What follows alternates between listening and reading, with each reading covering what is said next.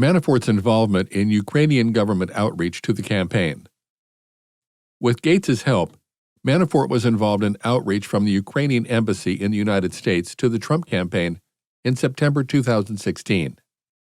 This outreach came through Frank Mermud, a former Department of State official who was involved in organizing the diplomatic outreach for events surrounding the July 2016 Republican National Convention in Cleveland. At the convention, Mermud had introduced Manafort to then Ukrainian ambassador to the United States, Valery Charley. According to Mermud, Charley was, quote, upset, close quote, about the changes to the Republican platform related to Ukraine. Mermud recalled that Manafort and Charley had spoken on the convention floor for several minutes about Ukraine, which had appeared to, quote, mollify, close quote, Charley's concerns. On September 14, 2016, Mermud reached out to Gates, who at the time was still serving on the Trump campaign, with, quote, something of extreme interest, close quote. Earlier that day, Charley had emailed Mermud a request for help arranging a meeting between Poroshenko and Trump during Poroshenko's upcoming trip to the United Nations General Assembly. Later that day, Mermud texted Gates asking if, quote, Paul, close quote, had anything to say about their earlier conversation about the meeting. Gates responded to Mermud's text, quote, yes, we'll call shortly, going to try and do it, close quote. Gates relayed a proposed day for the Trump-Poroshenko meeting through Mermud, but Charley responded that day would not work for the Ukrainian side. Mermud and Gates discussed the possibility of a call between Trump and Poroshenko instead. Gates told Mermud that he supported the idea for a call, but instructed him not to, quote, say anything about Charley about a call until I speak with Paul and our scheduler, close quote. The committee did not obtain information indicating that a phone call between Trump and Poroshenko occurred during the campaign. Mermud was under the impression from Gates that Manafort supported the idea of a call or meeting and was involved in it, even though Manafort had already left the campaign. Mermud explained to the committee that it was his understanding that Manafort was, quote, still talking to candidate Trump quite a bit, close quote. Mermud further stated that Gates told him that Manafort was, quote, still involved, particularly at this juncture, on political issues relating to the campaign, close quote. Manafort's activities after the election.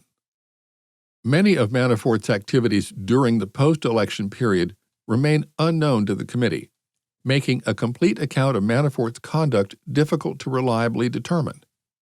However, the committee was able to locate or substantiate numerous meetings and communications which, while representing only fragmentary and incomplete information, reveal that Manafort actively coordinated with both Kalimnik and associates of Deripaska on multiple lines of effort.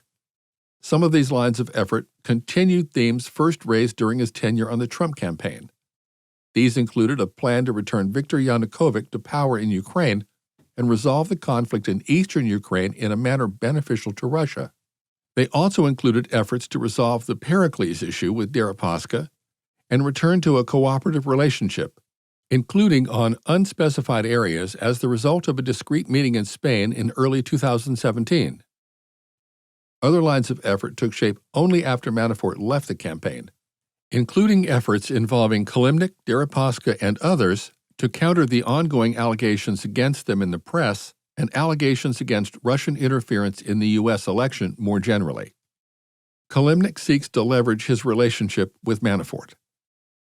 Immediately after Trump's victory, Kalimnik began considering how to leverage his relationship with Manafort for influence. One example of this involved Patton, whom Kalimnik appeared interested in getting appointed to a position inside the U.S. government.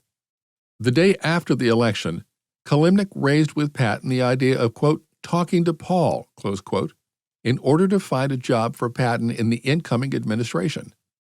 Kalimnik raised this idea again the following day, asking Patton, quote, should I raise you with Paul so that they could at least have somebody smart there, close quote. Kalimnik simultaneously claimed that he wanted to be able to continue to make money with Patton as part of their joint consulting business, which Patton's joining the administration would prevent. However, Kalimnik continued to push the issue, telling Patton that, quote, your knowledge of the region is superb, and you could do your country a favor by running policy not based on false perceptions, but on facts, Close quote. Patton said he declined Kalimnik's offer. Kalimnik ultimately said he would tell Manafort that Patton was engaged in other matters.